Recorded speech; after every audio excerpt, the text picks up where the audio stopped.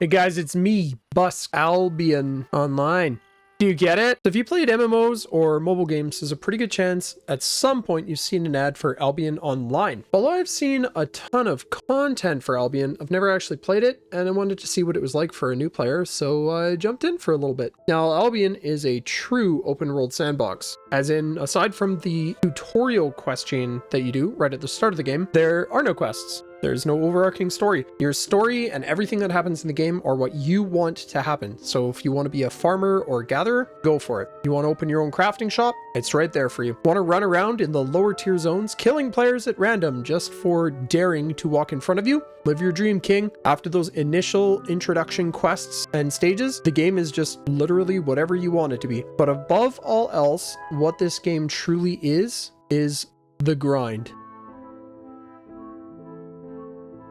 Let's say your goal is a real simple one. We're going to craft ourselves a set of tier 4 armor and a tier 4 weapon and go do some solo dungeons. 3 different ways you can do that. The first is the long way. This is the way that I chose for some reason. And that way is crafting the gear yourself. Now, everyone can be everything in Albion, so this is absolutely a viable option, and you can totally just be the one-man army if you want to be that. But let's just take a quick look at what crafting one piece of your tier 4 gear is going to look like before locking this in as our way forward. Now, say I want to be a warlock. That sounds pretty fun, so I'm going to need a nice tier 4 warlock greatstaff. Now, before you can actually do anything, any of your crafting, I'm going to have to learn the ability to craft that piece of gear on the Destiny board, which is sort of like your total logged experience and all unlocks. And the only way to unlock that is to just craft a ton of the items immediately before that. So in order to craft my tier 4 greatstaff, I first have to have crafted just an absolute ton of tier 3 staves to earn the experience to unlock that node. Now,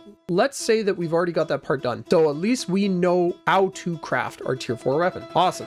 So craft our fancy greatstaff. I'm going to need 20 pine planks and 12 steel bars. No problem. So we'll start with those pine planks. For each pine plank, I need 2 pine logs and a chestnut plank. In order to get the pine logs, I have to have a journeyman's tier 3 axe, but I don't have that yet. So first, I'm going to have to make that. But just like with the greatstaff, I have to be able to craft the tier 3 lumber axe, which means I have to have crafted enough other tools in general to learn how to make that. Now, assuming that I've done that, now I can go and chop down all the trees that we need and gather all the materials. And finally, we finish gathering all of those lovely pine for our planks. But you can't actually turn them into planks because I haven't unlocked the refining skill on our Destiny board, which will require me refining just a ton of the lower tier materials first. So we finally got that ready. We have our planks, but we still need those 12 steel bars. Now to make those steel bars, I'm going to need iron ore, which is going to need a journeyman's tier 3 pickaxe to harvest, which means at least then I can gather the ore and then I can grind the ability to process that ore into steel bars, and then we can craft our greatstaff. Awesome. But because we don't have very much skill, and because I don't have dedicated crafting gear, we weren't able to use enchanted materials or even higher quality materials, so we crafted the most basic bitch greatstaff that we could,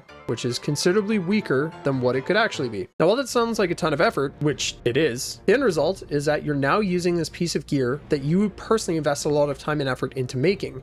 And without a doubt, that's a pretty great feeling, but it is unquestionably an absolute shit ton of effort just to craft each piece. And often you need different skills to do so. And that is just to craft a base tier 4 item when there are 8 different tiers that you can advance through. So what's option 2? Well, that's a lot simpler. Kill a bunch of other stuff in the world, get some silver, spend it on the market board for the item that you want to buy. You still have to learn on the Destiny board how to equip that item, of course, but it's significantly simpler, much less grind, not really as rewarding, but it works. Honestly, those options are just for suckers and for the poor people. True gamers will buy the gold on the cash shop, and then they'll sell that for the in-game mountains of silver that you need. You can skip the grind almost entirely, and the caveat being that you can't actually just straight skip to tier 8 because you still have to equip the lower levels of gear and kill enemies while wearing that gear in order to wear the higher gear. But removing the need to grind for the base currency to do it It's going to save you a lot of time. You could also just use your gold to buy premium, which is kind of like Albion's sub option. It gives you significantly faster experience gains and significantly more materials gained, as well as a bunch of other perks like having access to your own private island. It is unquestionably pay to win, or at the very least, it is pay for a significant advantage. You probably will want that advantage because Albion is a PvP game. If a player decides to flag for PvP, it means that they can attack whoever they like. If you do not flag for PvP, that just means you can't attack them back. You can just be killed and farmed. There's blue zones, which are PvE only. Then you have the yellow zones, where if you're attacked by a flagged player, they can knock you down, but they can't kill you and you get up a few seconds later. But then there's the red and the black zones. In a red or a black PvP zone, if you're killed, well, you're killed. You die. And the person who killed you, your murderer, can loot your body and take everything that you had equipped and everything in your inventory. You could actually spend a ton of time either crafting or farming to be able to wear your tier 4 or tier 6 or even tier 8 gear, only to walk into a zone and be killed in seconds and lose all of that gear and all of that progress. And obviously you don't lose everything because you keep the Destiny board unlocks. But if you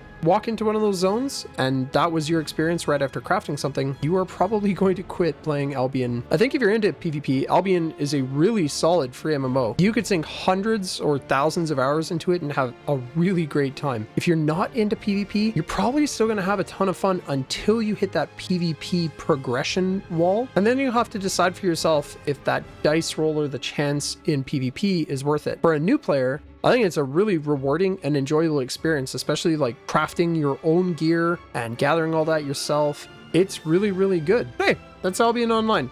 Or at least that was my first impressions of the game. Just first few hours playing. If you played, let me know what you think in the comments below. But that's all I've got for you guys today. All right, bye.